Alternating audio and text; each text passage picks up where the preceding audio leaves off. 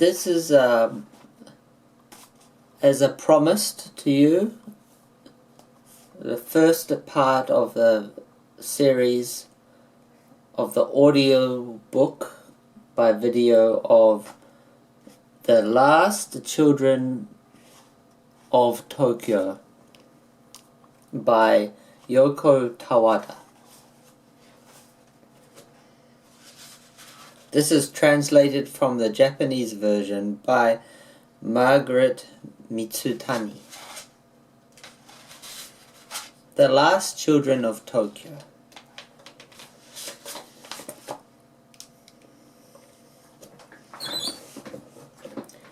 Still in his blue silk pajamas, Mume sat with his bottom flat on the tatami. Perhaps it was his head, much too large for his slender long neck, that made him look like a baby bird. Hair as fine as silk threads stuck to his scalp, damp with sweat. His eyes nearly shut, he moved his head as if searching the air, trying to catch on his tympanic membrane the scraping of foot scrapes on the gravel. The footsteps grew louder, then stopped. The sliding door rattled like a freight train. And as Mume opened his eyes, morning light, yellow as melted dandelions, poured in. The boy threw back his shoulders, puffed out his chest, and stuck out both his arms like a bird spreading its wings.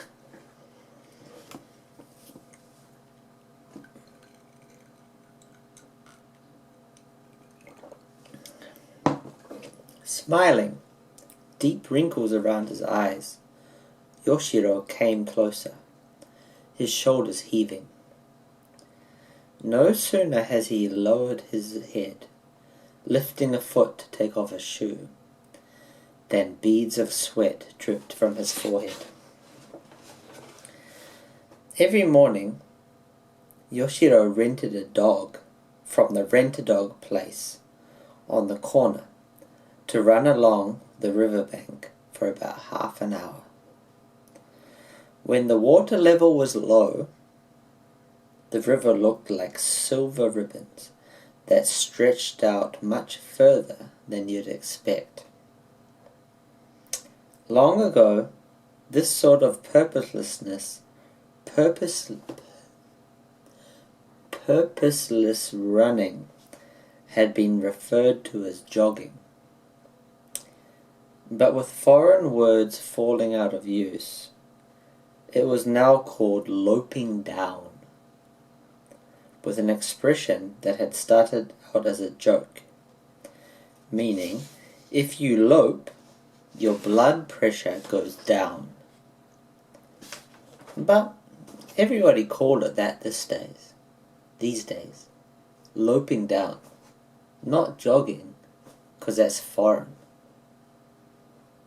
And kids Mume's age would never have dreamt that adding just an E in front of it, in front of the word lope that is, would conjure the visions of a young woman climbing down a ladder in the middle of the night to run away with her lover.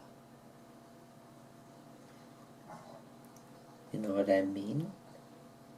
Think about the loping down. You just add an E in front of it and you imagine what happened. Yet, even now, when foreign words were rarely used, the walls of the rent-a-dog store were still plastered with the katakana script used to write them. When Yoshiro had just started loping down and wasn't sure how much speed he could manage, he had first rented a Yorkshire Terrier. thinking a small dog might be better. But then he'd found it much too fast. He'd stumbled, almost falling, gasping for breath, as the dog pulled him along, turning its head now and then, cheekily holding its snout high with a self-satisfied air, as if to say, "Oh, how's that for speed, dude? I'm a Yorkshire Terrier. You thought that because I'm small I'm not fast, but I race." The following morning, he tried a dachshund that turned out to be so lazy it had sunk to the ground after the first 200 yards or so.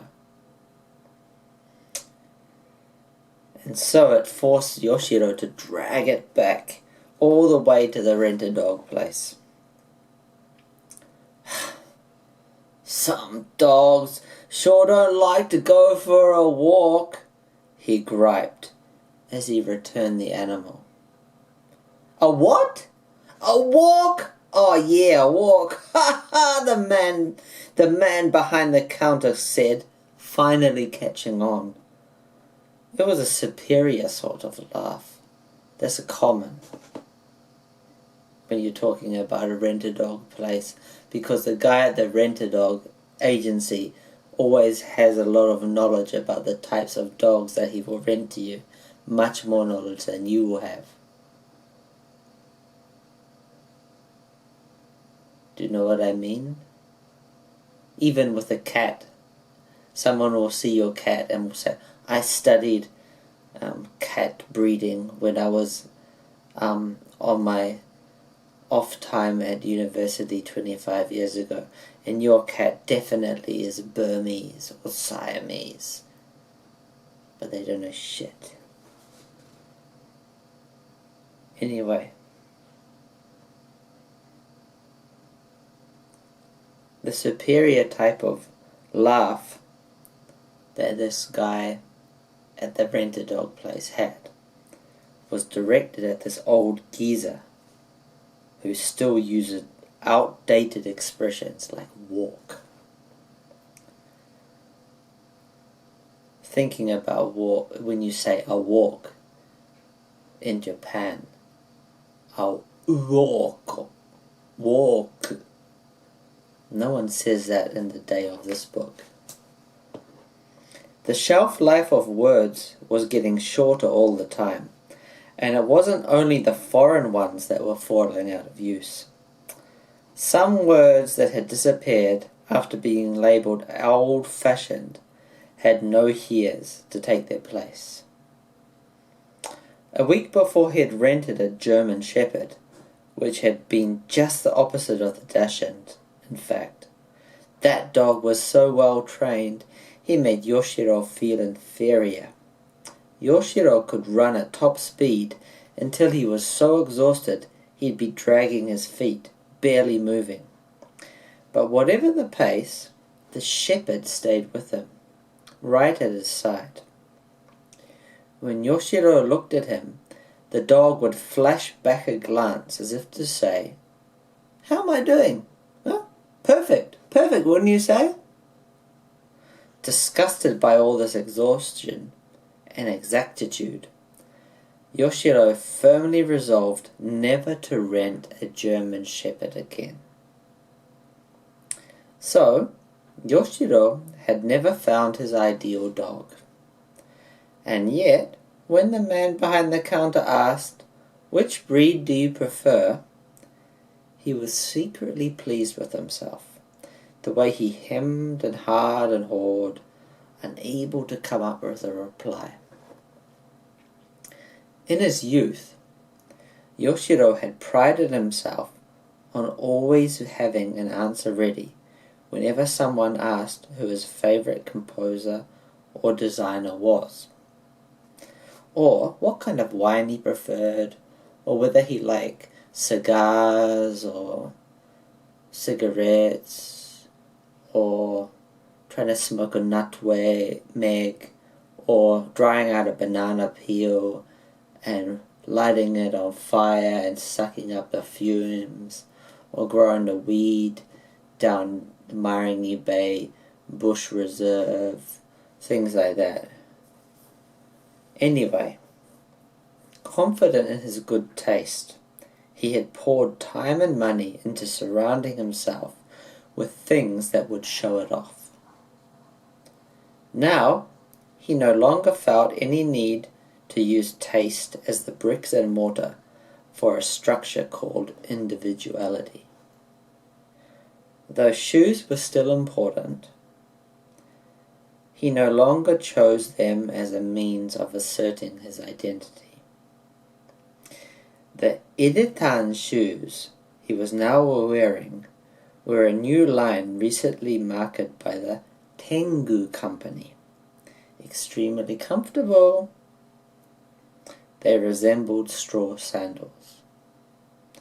The Tengu Company was based in Iwate Prefecture, and inside each shoe, Iwate was written in Indian ink with a brush, followed by the kana for ma and de. So, the younger generation, who no longer used English, interpreted the made on old made in Japan labels in their own way. So if you have some knowledge of Japanese, you would know that ma and de in English, which when you put it together, it means made, M-A-D-E, ma de. But if you know about Japanese, you will know that ma and de means to go towards, or I'm going in the direction of. So, let's forget about Iwate, because if you don't know about Japanese, you don't know that Iwate is a specific region in Japan. So we will use Kiwi, because often in the New Zealand context we have Kiwi made. But if we say Kiwi made, means go towards a kiwi. You set your course and you go towards a kiwi.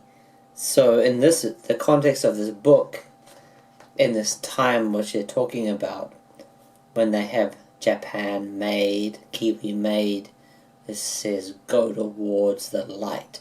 Find a source.